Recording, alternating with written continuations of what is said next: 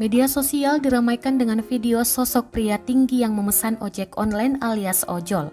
Rekamannya juga diunggah akun Facebook marvel.com pada Sabtu 5 Februari 2022. Dalam video terlihat pria tersebut tengah memasang helm, kemudian warga yang melihatnya sontak merekam. Driver ojol tersebut mendapat orderan tepat di stasiun Jakarta Kota. Ramai netizen yang menyebut pria tersebut memiliki tinggi 2 kali lipat dari sang driver.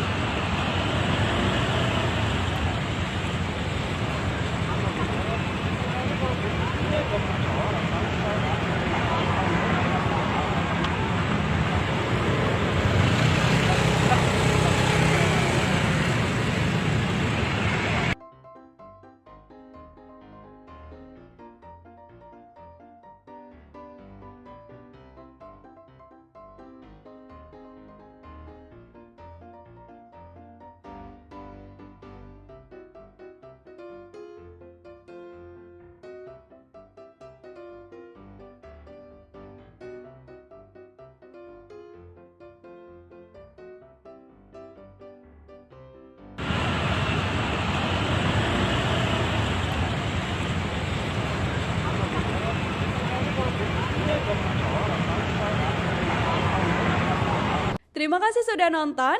Jangan lupa like, subscribe, dan share ya.